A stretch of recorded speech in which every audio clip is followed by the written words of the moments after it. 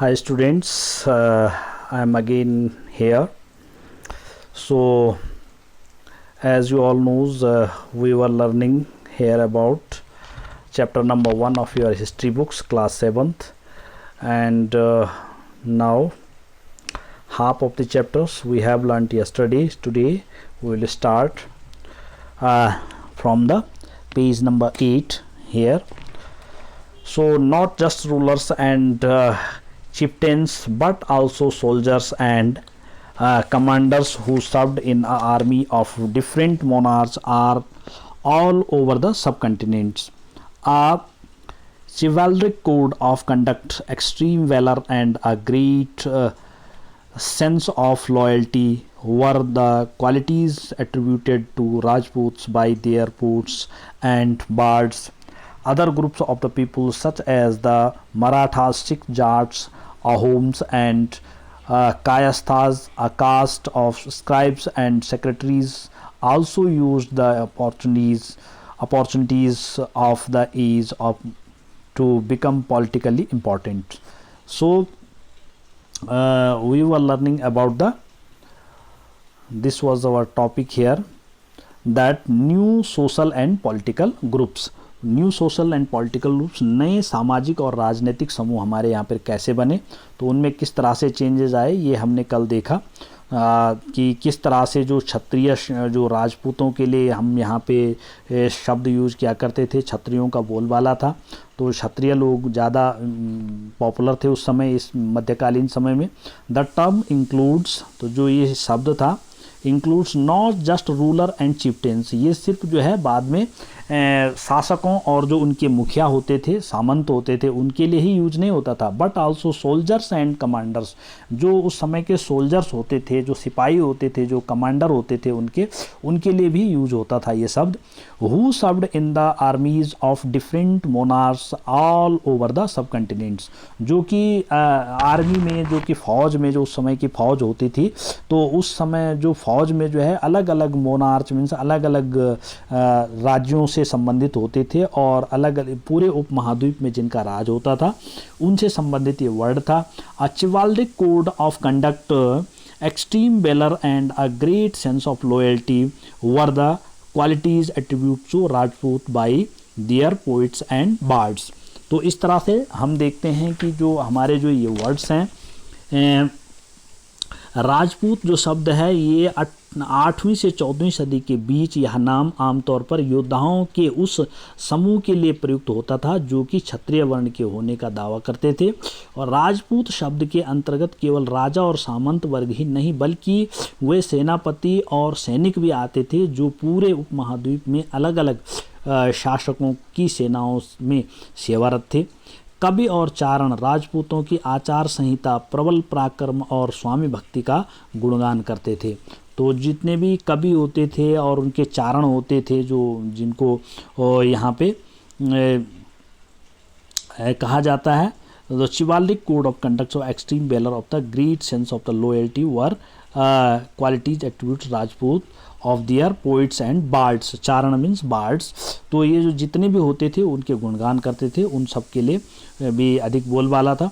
Other groups of the people such as the Maratha, Sikh, Jats, Ahoms and Kayastha, a caste of scribes and secretaries also used a opportunities of the age to become politically important.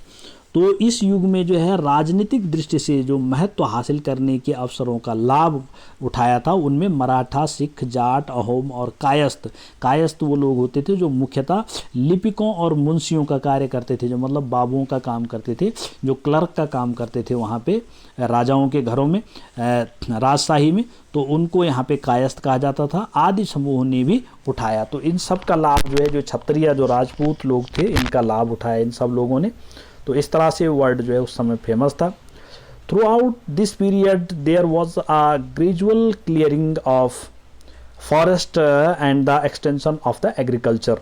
तो इस period में इस तरह से हमने देखें, यद्यपि ये जो पीरियड था, ये जो काल था, इस समय सबसे ज़्यादा जो है ग्रेजुअल क्लियरिंग, वनों का, जंगलों का सबसे ज़्यादा कटाव हुआ, जंगल काटे गए एंड एक्सटेंशन ऑफ एग्रीकल्चर, और खेती बाड़ी, खेती करने का, जंगल काट करके वहाँ पे खेतों का निर्माण किया गया, बड़े बड़े फील्ड्स का निर्माण किया गया और खेती बाड़ी करना जो है शुरू हुआ बहुत बड़े स्तर पे पूरे देश में।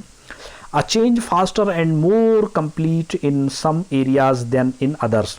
तो इस तरह से जो चेंज आया, जो बदलाव आया, वो बहुत तेज़ी से बदलाव आया इस समय पूरे भारत में, पूरे भारतीय उपमहाद्वीप में।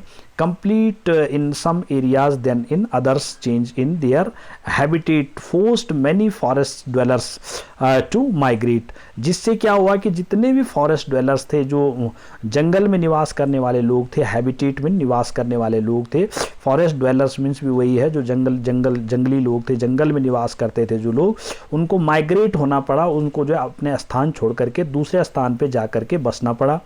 Others started tiling the lands and became peasants. और दूसरे लोग थे जिन्होंने जो है उस जमीन को खेती योग्य बनाना शुरू किया। टाइलिंग मीन्स उसको अच्छा सपाट बनाना, समतल बनाना शुरू किया और उसमें खेती करने, छोटे छोटे फार्मर्स, छोटे छोटे किसानों के रूप में बन करके किसानी करना शुरू किया। These new peasants groups gradually began to be influenced by the regional markets. और ये जो छोटे छोटे किसानों के जो समूह होते थे, पीजेंट्स मीन्स छोटे किसान, तो छोटे किसानों के जो समूह होते थे, तो जो वहाँ पे जो क्षेत्रीय, रीजनल्स मीन्स क्षेत्रीय जो मार्केट होते थे, छोटे छोटे बाजार होते थे, उनके द्वारा प्रभावित हुए। चिफ्टेंस, उनके वहाँ के मुखिया, प्रीस्ट, वहाँ के जो पंडित होते थे, मोनास्ट्रीज, वहाँ की जो सामंत लोग होते थे, जो मुखिया होते थे राजघराने के, मोनास्ट्रीज एंड टेम्पल्स, और वहाँ पे मठ मंदिर जो भी होते थे, उन सब में इनका जो है बोलबाला हो गया। They became part of large complex society. और ये जो छोटे छोटे किसान थे, इस तरह से पूरी सोसाइटी, पूरा एक समाज का हिस्सा बन गए। एंड वर रिक्वायर्ड टू पे टैक्सेस। और इस तरह से इन्होंने जो है टैक्स देना भी शुरू कर दिया, ज़मीन का कर देना शुरू कर दिया। And offer goods and services to local lords. और इन्होंने जितने भी ज़मींदार थे, बड़े बड़े जो वहाँ के सामंत लोग थे, जो सेठ साहूकार थे, उन सबको अपना सामान देना भी जो देना शुरू किया। As a result, significant economic and social difference emerged amongst the peasants. तो जिसका कारण ये हुआ कि as a result significant economic, जो आर्थिक और सामाजिक जो उस समय जो बदलाव है, उस समय सबसे ज़्यादा देखने को मिला। जो peasants थे, जो छोटे छोटे ज़मींदार थे, उनमें किसान थे।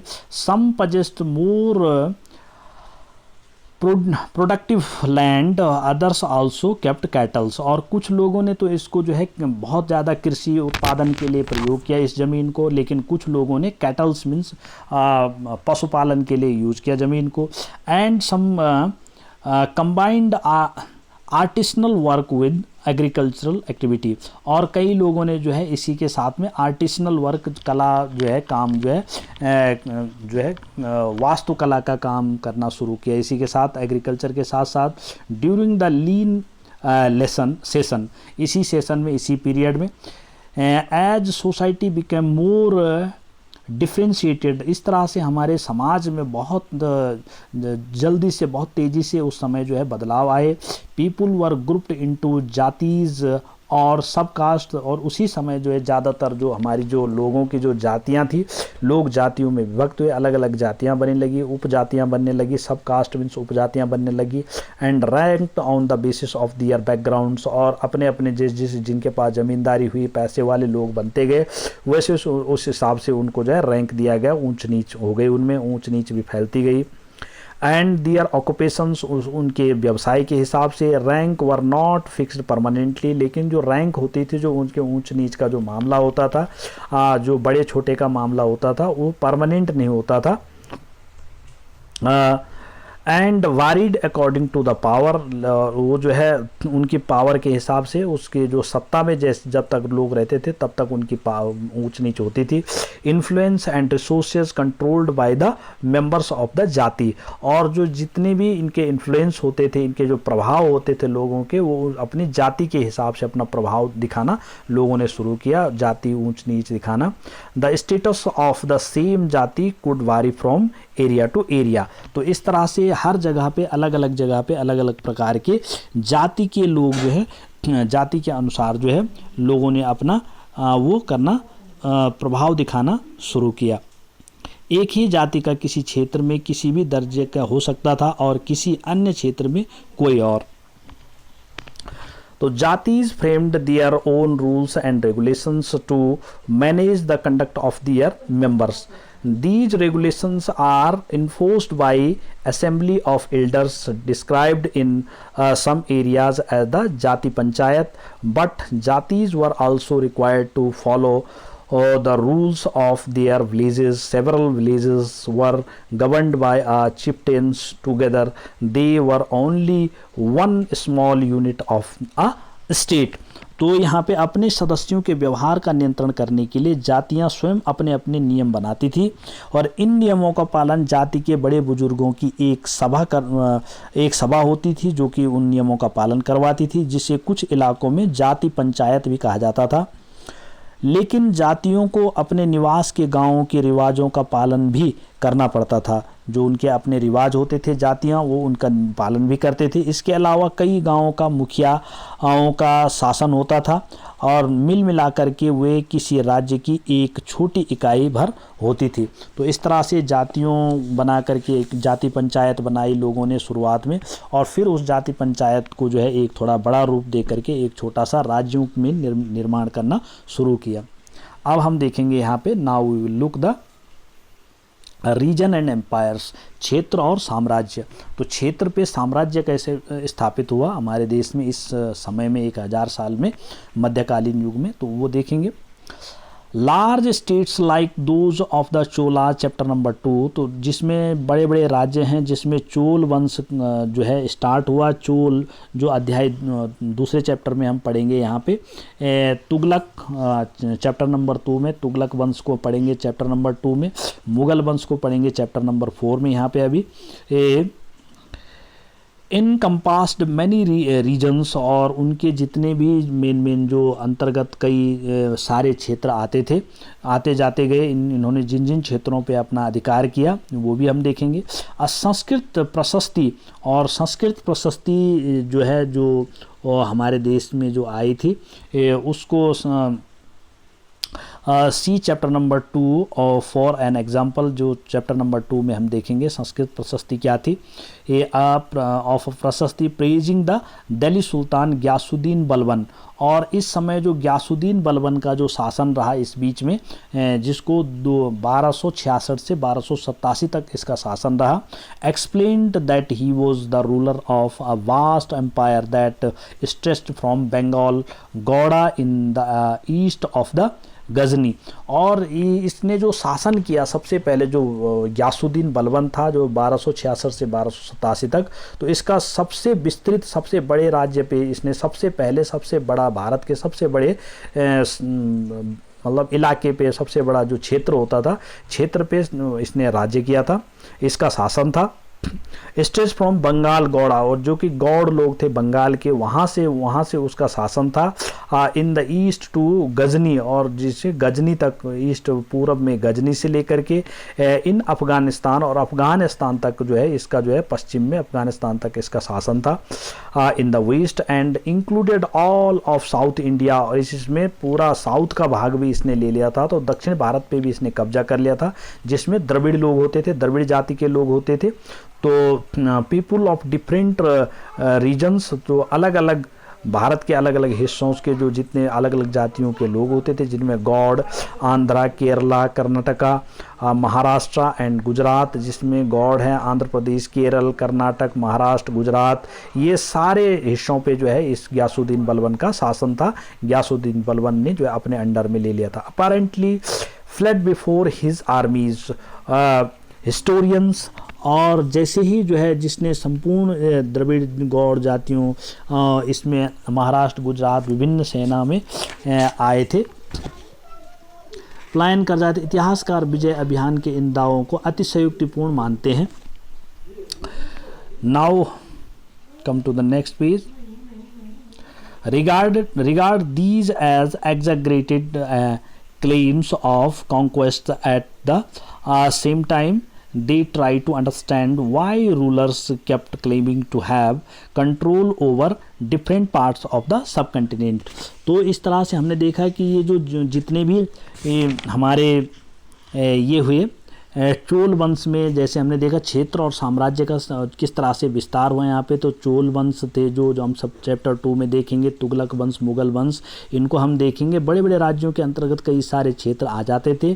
और दिल्ली के सुल्तान गयासुद्दीन बलबन जो दिल्ली में शासन किया, जिसने सबसे पहले 1266 से 1287 के बीच में की प्रशंसा में एक संस्कृत प्रशस्ति जो है उसकी प्रशंसा में लिखी गई।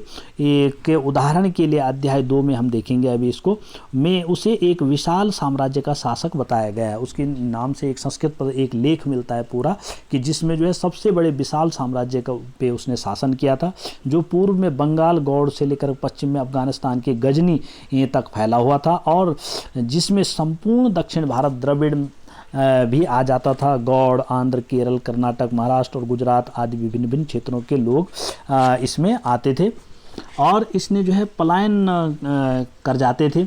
इतिहासकार विजय अभियान के इन दावों को अतिशयोक्तिपूर्ण मानते हैं, लेकिन इतिहासकार जो होते हैं वो उनका मानना ये था कि ऐसा पॉसिबल नहीं था उस समय कि इतने बड़े राज्य पे कोई शासक जो है राज कर सकता है। साथ ही वे यह समझने की कोशिश में भी लगे हुए रहते हैं कि शासक लोग इस उपमहाद्वीप के भिन्न भिन्न भागों पर अपने अधिकार का उल्लेख क्यों करते रहते हैं। मतलब जो शासक लोग हैं वो ज़्यादातर उन्होंने ये दिखाया कि भारत में उनका कहाँ कहाँ राज्य था, तो उसका जो है ज़्यादातर उन्होंने उल्लेख किया। तो ऐसा क्यों करते हैं, तो इतिहास जो और हिस्टोरियंस जो लोग होते हैं वो इसका कारण जानना चाहते हैं। अब यहाँ पे लैंग्वेज एंड रीजन, भाषा और क्षेत्र, तो भाषा के हिसाब से किस तरह से लैंग्वेजेस होती थी। इन 1318 the poet Amir Khusro noted that there was, तो अमीर खुसरो जो है सबसे पहले 1318 में अमीर खुसरो ने जो है यहाँ पे गौर किया था कि a different language in every region of this land, Sindhi, Lahori, Kashmiri, Dwar Samudri in southern Karnataka, Telangani in Andhra Pradesh, Gujari in Gujarat, and Mabari in Tamil Nadu, Gaudi in Bengal, and Awadh in eastern Uttar Pradesh, and Hindui in areas around Delhi. तो इस तरह से इस देश के हर क्षेत्र की एक अलग भाषा है, जैसे सिंधी, लाहौरी, कश्मीरी, द्वार समुद्री दक्षिण कर्नाटक में, तेलंगानी आंध्र प्रदेश में, गुजरी गुजरात में, मावारी जो है तमिलनाडु में, गौड़ी बंगाल में, अवधी पूर्वी उत्तर प्रदेश में, और हिंदवी दिल्ली के आसपास के क्षेत्र में बोली जाने वाली भाषा को हिंदवी कहा जाता था। तो Amir Khusro went on to explain that in contrast to these languages there was Sanskrit which did not belong to any region. It was an old language and common people do not know it, only the Brahmanas do. तो इस तरह से आपने देखे अमीर खुसरो ने आगे बतलाया कि इन भाषाओं के विपरीत एक भाषा संस्कृत भी है। मतलब भारत में जो है ये सारी भाषाएं जितनी भी हमने ऊपर कही ये जो है क्षेत्रीय भाषाएं, इनके अलावा यहाँ पे एक संस्कृत भाषा भी है, उसने वर्णन किया, और जो कि किसी विशेष क्षेत्र की भाषा नहीं है। यह एक प्राचीन भाषा है और जिसे केवल ब्राह्मण जानते हैं, जो ब्राह्मण आम जनता नहीं जानती है।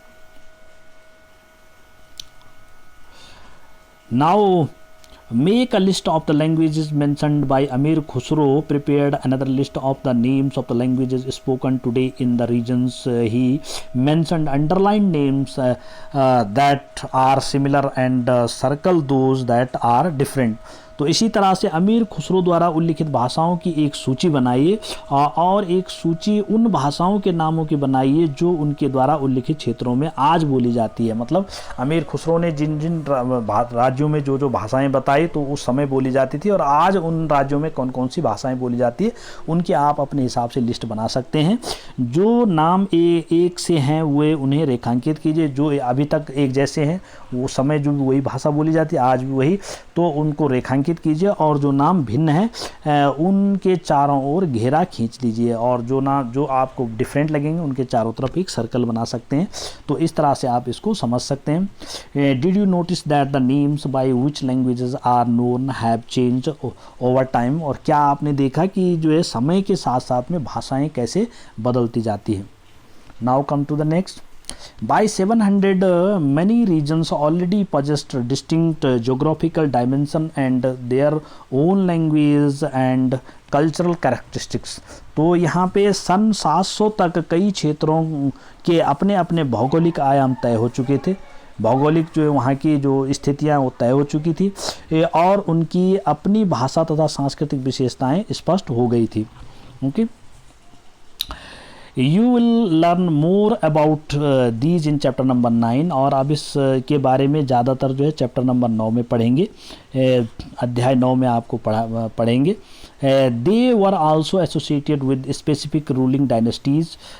There was considerable conflict between these states. Occasionally, dynasties like the Cholas, Khiljis, Tughlaqs, and Mughals were able to build an empire that was pan-regional, spanning diverse regions. Not all these empires were equally stable or successful. Compare for example table number 1 in chapter 3 and 4. What was the duration of rule of the Khiljis and Mughal dynasties. तो इस तरह से आपको जो है इनके बारे में और अधिक जानकारी मिलेगी चैप्टर नंबर 9 में। ये क्षेत्र विशेष शासक राजवंशों से भी जुड़े हुए थे। इन राज्यों के बीच काफ़ी टकराहट चलती रहती थी और ये जो राज्य थे इनके बीच में आपस में काफ़ी लड़ाइयाँ चलती रहती। कभी कभी चोल, खिलजी, तुगलक और मुग़ल जैसे राजवंश अनेक क्षेत्रों में फैला और एक विशाल साम्राज्य भी खड़ा किया इन्होंने, लेकिन ये सभी साम्राज्य समान रूप से स्थिर या सफल नहीं हो पाते थे।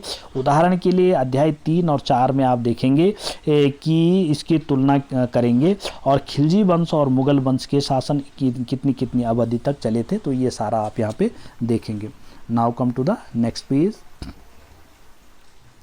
When the Mughal empires declined in the 18th century, it led to the re-emergence of the regional states, chapter number 10. But years of imperial pan-regional rule had altered the characters of the regions.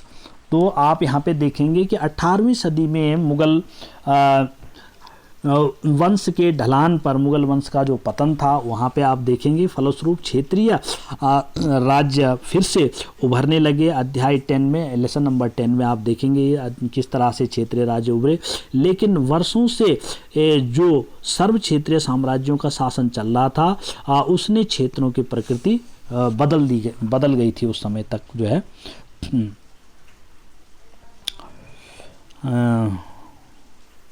कहाँ गया? Regions across most of the subcontinent, the regions were left and the legacies of the big and small states that had ruled over them. This was apparent in the emergence of many distinct and shared traditions in the realms of governance, the management of the economy, allied cultures and language. Through the 1000 years between 700 and 750s, the characters of the different regions did not grow in isolation.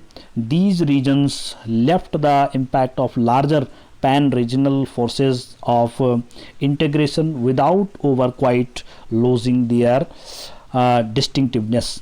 Now, इसका मतलब है कि उन पर सभी छोटे छोटे राज्यों का जो शासन चलता रहा था और उन राज्यों जो अभी हमने पढ़े थे यहाँ पे, उन राज्यों में बहुत सी बातें इस उपमहाद्वीप के अधिकतर भाग पर फैले इन क्षेत्रों की विरासत में मिली थी। उनको जो है विरासत में जो है पीढ़ी दर पीढ़ी जो है ये जो है इनका जो राजवंश जो है उस समय चलता रहता था।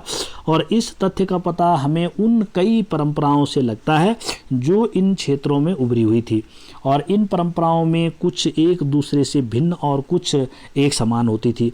ऐसी परंपराएं हमें प्रशासन, अर्थव्यवस्था के प्रबंधन, उच्च संस्कृति तथा भाषा के संदर्भ में मिलती है।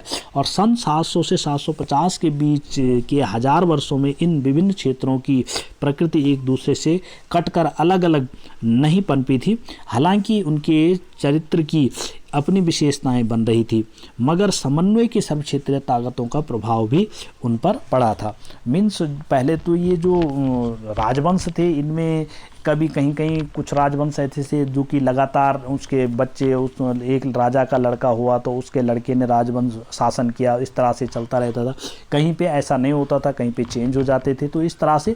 लेकिन इनमें समन्वय मीन्स आपस में एक जो है समाज निर्माण की, आपस में सहायता करने की, आपस में एक दूसरे से मेल जोल करके दुनिया चलाने की, समाज को निर्माण करने की जो है एक भावना भी उभर रही थी।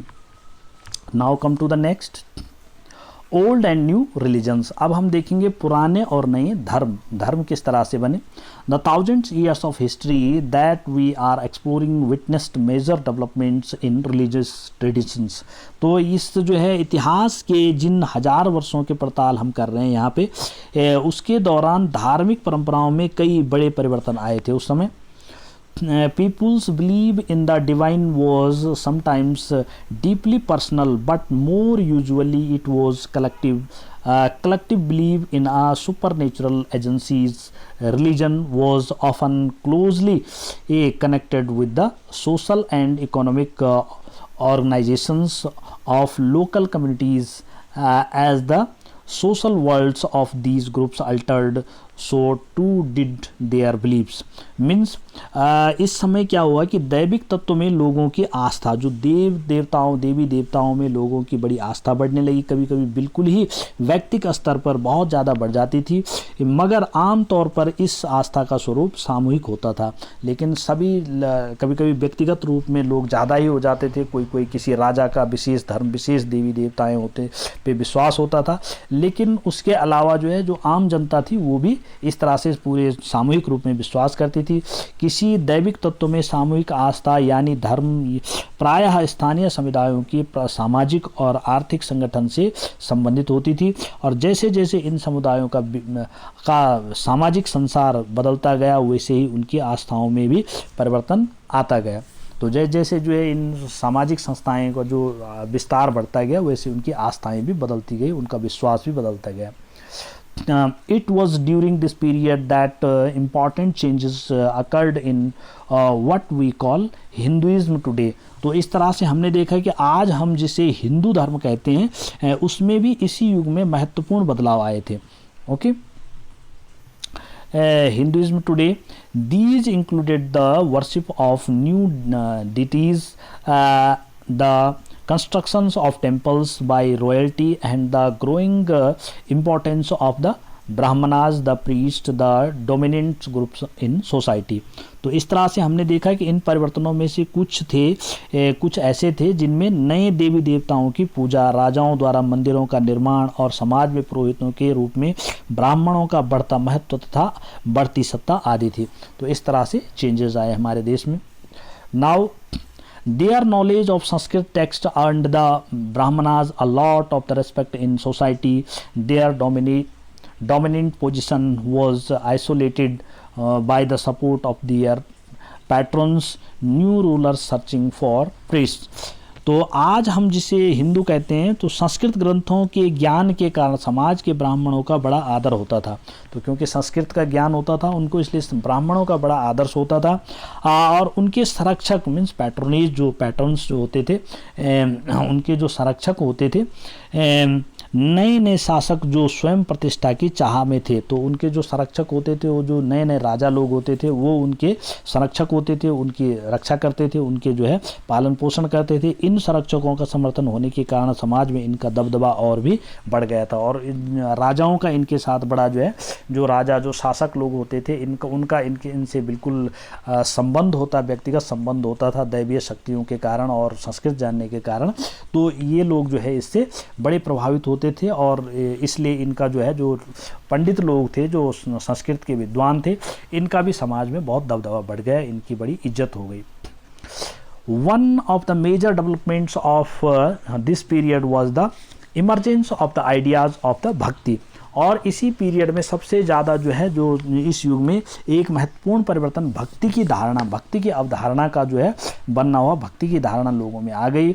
Of a loving personal deities and devotees could reach without the aid of the priests and elaborate rituals. You will be learning about this and other traditions in chapter number 8. तो इस तरह से हम देखते हैं कि इस युग में एक महत्वपूर्ण परिवर्तन भक्ति की अवधारणा के रूप में भी आया। इसमें ईश्वर की कल्पना एक ऐसे प्रेमल इष्ट देवी देवता के रूप में की गई थी जिस तक पुजारियों के विशेष कर्मकांड के बिना ही भक्त स्वयं पहुंच सके। तो ऐसे देवी देवताओं, डिटीज़ मीन्स देवी देवताओं के बारे में, डिटीज़ एंड डिवोटीज़ मीन्स देवी देवताओं के बारे में इस समय जो है बहुत भक्ति जो है लोगों में जो है निवास करने लग गई थी। और इस विषय में और साथ ही दूसरी परंपराओं के बारे में आपको जो है अध्याय 8 में भी जानकारी मिलेगी। तो इस तरह से लोगों में जो धार्मिक विश्वासों में चेंजेस आए इस समय में। Now this was also the period when new religions appeared in the sub continent. और इस समय में नए नए प्रकार के धर्मों का भी इस उपमहाद्वीप में विकास हुआ। Merchants and migrants first brought the teachings of the holy Quran to India in the 7th century. तो 7वीं शताब्दी में जितने भी व्यापारी लोग थे जो पर्शियन कंट्रीज से आते थे, इन लोगों ने इस युग में हमारे देश में नए नए धर्मों का आगमन हुआ। और कुरान शरीफ का संदेश, कुरान जो होती है मुसलमान लोगों की, उस समय मुस्लिम लोगों का शासन इसी समय हमारे देश में शुरू हुआ, 7वीं शताब्दी से शुरू हो गया था। और इन्होंने अपनी जो पुस्तक है जो कुरान, उसको भी हमारे देश में ला करके उसको भी लोगों को बताया। Muslim regards the Quran as their holy book and accept the sovereignty of the one God, Allah, whose love, mercy and bounty embrace all those who believe in Him without regard to social backgrounds। तो इस तरह से मुसलमान कुरान शरीफ को अपना धर्म ग्रंथ मानते हैं, केवल एक ईश्वर अल्लाह की सत्ता को स्वीकार करते हैं और जिसका प्रेम, करुणा और उदारता अपने में आस्था रखने वाले हर व्यक्ति को जो गले लगाता है, चाहे उस व्यक्ति की सामाजिक पृष्ठभूमि कुछ भी हो। तो इसमें जो मुस्लिम लोग होते हैं वो सिर्फ उनका एक ही, जैसे हमारे हिंदुओं में होते हैं तो बहुत सारे देवी देवता होते हैं, लेकिन कुरान में मुस्लिम जो उनका जो बिलीव है उनका सिर्फ एक अल्लाह है, तो उसमें विश्वास रखते हैं। तो इस तरह से उन्होंने अपने धर्म का भी प्रचार किया। Many rulers were patrons of Islam and the ulema learned theologians and jurists, and like Hindustan, Islam was interpreted in a variety of the ways by its followers। तो इस तरह से हम देखते हैं कि कई शासक इस्लाम और उसके विद्वान धर्मशास्त्रियों और न्याय शास्त्रियों अर्थात उलेमा के को संरक्षण देते थे। तो कई शासक थे हमारे यहाँ जिन्होंने जो है इन मुस्लिम जो शासक थे इनको जो है संरक्षण दिया। हमारे देश में followers, there were the Shia Muslims who believed that the prophet Muhammad son in law. और इसमें मुस्लिमों में भी दो ग्रुप थे जिसमें शिया और सुन्नी दो ग्रुप होते थे। तो शिया जो होते थे वो जो है विश्वास करते थे मोहम्मद जो उनका जो अल्लाह था, प्रॉफेट जो है हिंदू धर्म की भांति इस्लाम अनुयायियों में अपने धर्म को अलग अलग तरह से व्याख्या करते। मुसलमानों में कुछ शिया थे जो पैगंबर साहब, जो प्रॉफेट मीन्स पैगंबर, तो पैगंबर साहब मोहम्मद साहब के जो है सन इन लॉ जो उनका दामाद था अली, उस पर विश्वास रखते थे। पैगंबर पे विश्वास नहीं था उनको, उसके दामाद जो अली था उसको अपना भगवान मानते थे। Was the legitimate leader for the Muslim community. शिया लोगों का जो मुखिया था, जो जिस पे उनको सबसे ज़्यादा विश्वास था, वो उसका दामाद जो था अली नाम का, उस पे जो उनको ज़्यादा ये था। And the Sunni Muslims who accepted the authority of the early leaders khalifas. और जो सुन्नी लोग होते थे जो खलीफाओं पे जो है विश्वास करते थे of the community, and the succeeding khalifas, और जिनके जो है खलीफा लोग जो है बहुत ज़्यादा मुस्लिम लोग नेता मानते थे। और कुछ सुन्नी थे जो खलीफाओं के प्रभुत्व को स्वीकार करते थे। इस्लाम के आरंभिक दौर में इस धर्म का नेतृत्व करने वाले खलीफा कहलाते थे। तो धर्म का जो नेतृत्व करते थे उनको भी खलीफा कहते थे। There were other important differences between the various schools of law, Hanafi and Shafi, mainly in India and in theology and mystic traditions. और इसी तरह से हमने देखा कि और भी आगे इसकी परंपरा चलती रही और इस्लामी न्याय सिद्धांत में भी कई महत्वपूर्ण अंतर देखने को मिले। सिद्धांत में भी, विशेषकर भारत में हनाफी और शैफी ऐसे सिद्धांत हैं जो विभिन्न परंपराओं में कई महत्वपूर्ण अंतर रहे हैं। ऐसे ही धर्म सिद्धांतों तथा रहस्यवादी विचारों को लेकर विभिन्नताएं देखने को मिलती है। तो इस तरह से मुस्लिम धर्म में भी भिन्नताएं मिलती है। हमारे यहाँ भी देवी देवता अलग होते हैं, और मुस्लिमों में जो शिया लोग होते हैं उनके बिलीव अलग होते हैं, और जो सुन्नी लोग होते हैं उनमें डिफरेंस है, उनके बिलीव में, उनके जो धार्मिक विश्वास हैं उसमें जो है अंतर है। जहाँ आपने देखा यहाँ पे कि जो शिया लोग होते हैं वो जो पैगंबर साहब जो मोहम्मद थे उनके दामाद जो थे अली, उसको अपना मुखिया, उसको अपना भगवान मानते थे। और जो सुन्नी लोग हैं वो जो है अपना जो पैगंबर साहब थे उनके जो खलीफा लोग जो होते थे, जो मुखिया होते थे उस समय, जिन्होंने जो है धर्म को शुरू किया था, इस्लाम धर्म को और मुस्लिम धर्म को, उसके जो खलीफा मीन्स जो उसके मुखिया होते थे उन पे ज़्यादा विश्वास करते थे। Now thinking about time and historical periods. अब हम यहाँ पे समय और इतिहास के कालखंडों का विचार करेंगे। Historians do not see time just as a passing of hours, days and years as a clock or a calendar. Time also reflects changes in social and economic organizations, in the persistence and transformation of ideas and belief. The study of time is made somewhat easier by dividing the past into large segments, periods that possess shared and characteristics.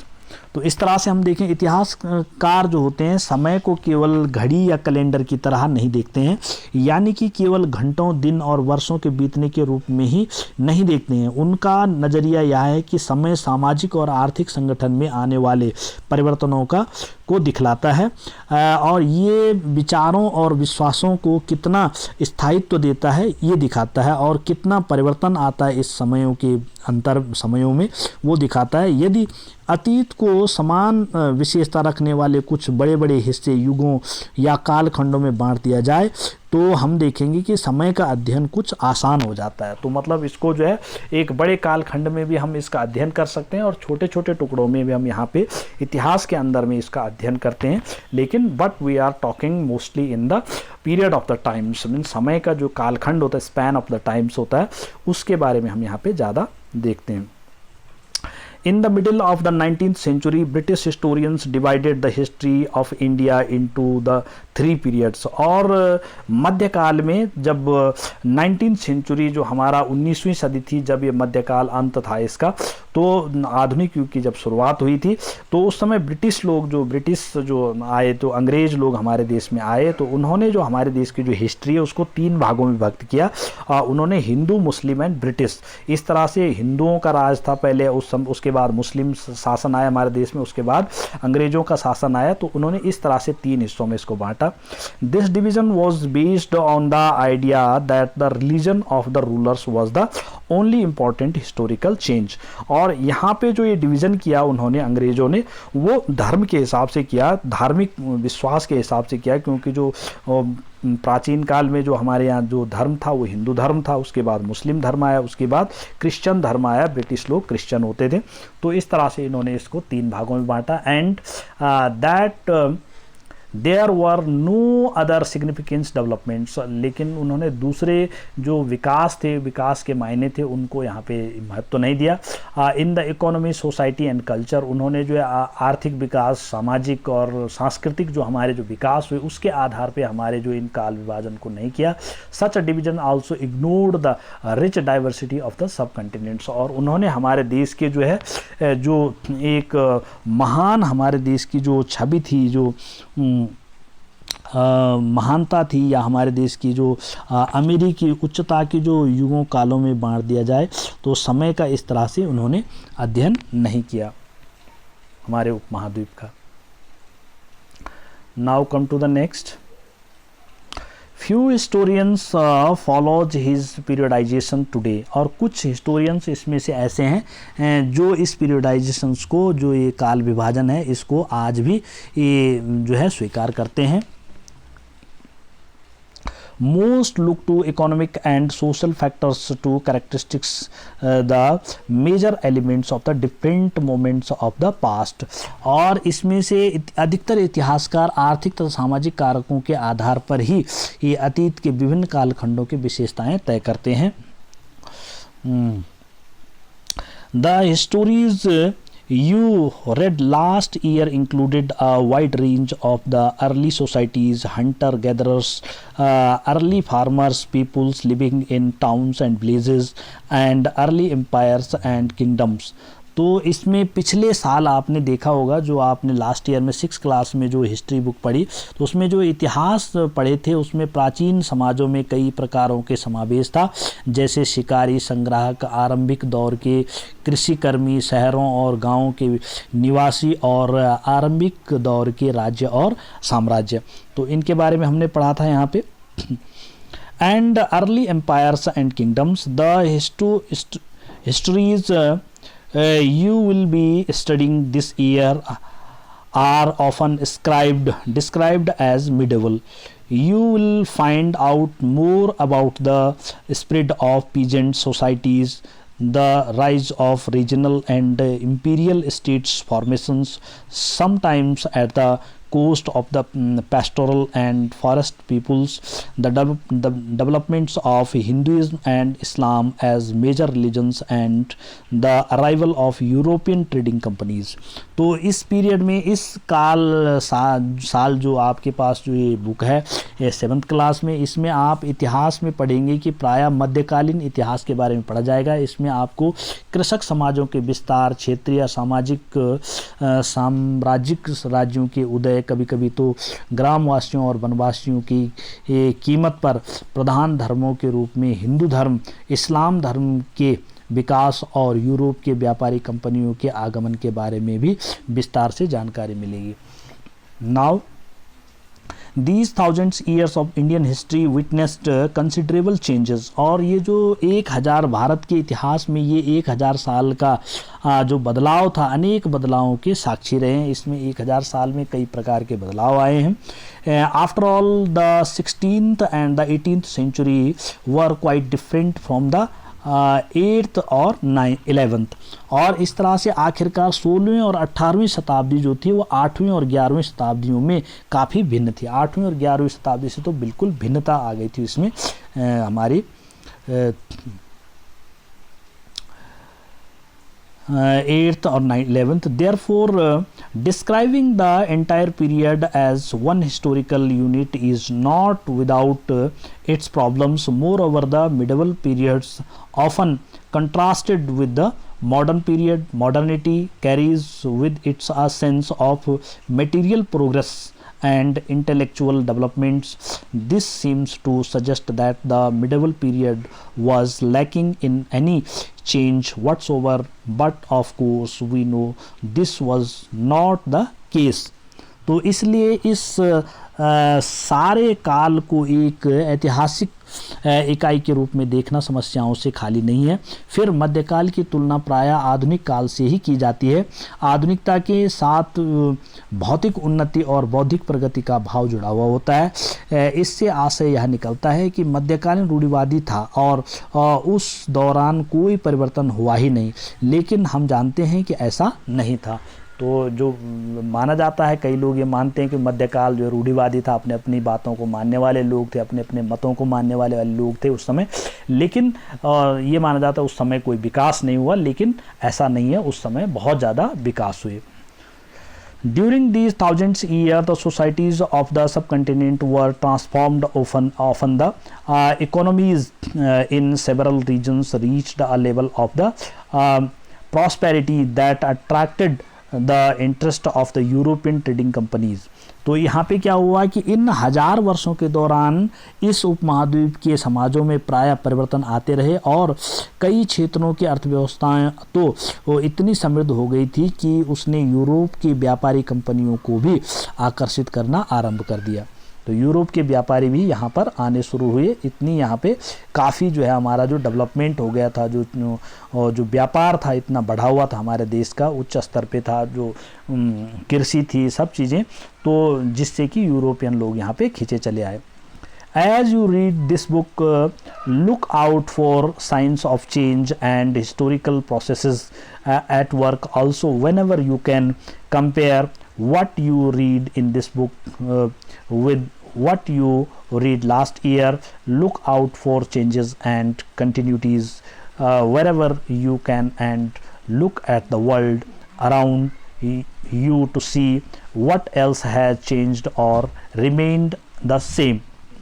तो इस पुस्तक को पढ़ते समय आप परिवर्तन के चिन्हों तथा यहाँ सक्रिय ऐतिहासिक प्रक्रियाओं का ध्यान देते चलें, और जब भी संभव हो इस पुस्तक में आप जो पढ़ रहे हैं उसकी तुलना आप पिछले वर्ष पढ़ी हुई बातों से करने की कोशिश करें।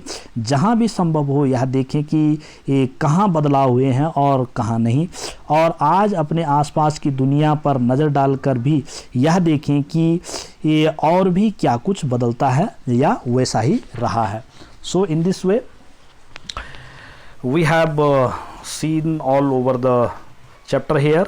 Imagine, यहाँ पे imagine करके कि you are a historian, आप सोचिए कि आप एक इतिहासकार हैं। Choose one of theme mentioned in the chapter, किसी एक थीम पे, किसी एक टॉपिक पे आप ले लीजिए इस चैप्टर में से, सच एज इकोनॉमिक, जैसे आर्थिक है, सोशल है, सामाजिक है, पॉलिटिकल है, हिस्टोरिकल है, एंड डिस्कस, और उस पर चर्चा कीजिए।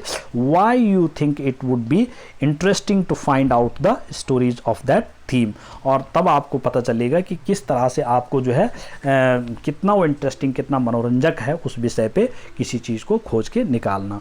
सो in this way we have gone through the chapters, and there are the very important facts in this chapter there we have seen and explained here. So in the same way, some words are given here. Patron means an influential wealthy individuals who supports another persons, and artists, crafts persons, a learned man or a noble. तो patron means होता है जो संरक्षक होता है, उसमें जो learned person मतलब एक ज्ञानी आदमी या एक अमीर आदमी जिसके संरक्षण में कुछ लोग उसके अंडर में काम करते हैं, एक वेल्दी, एक जो है धनी आदमी होता है, उसको पैट्रोन कहा जाता है। डू यू रिमेंबर दैट अमीर खुसरो हैड टू से regarding Sanskrit knowledge and Brahmanas. तो अमीर खुसरो ने जो है संस्कृत नॉलेज और ब्राह्मण के बारे में पढ़ा था। Find out whether and for how long your states was parts of their pan regional empires। तो कितने दिनों तक जो है ये रीजनल एम्पायर्स में हमारा जो राज्य रहा। So in this way we have mostly gone through all the points. Provinces of the Delhi Sultanate during Muhammad Tughlaq's reign according to the Egyptian source Muzalik al-Absar fi Mamalik al-Amsar of the Shahabuddin Umari। तो यहाँ पे map 3 में हमने देखा, यहाँ पे जो दिल्ली सल्तनत के जो एरियाज़ थे वो हम यहाँ पे दिखाई दे रहे हैं, यहाँ पे कि दिल्ली सल्तनत हमारी कहाँ कहाँ फैली हुई थी। ये यहाँ पे जो इतिहासकार रहे हमारे, इन्होंने इसके बारे में बताया था। So in this way I think I have already explained most of the all of the topics of the chapters. So read and understand the chapter as I have explained here, and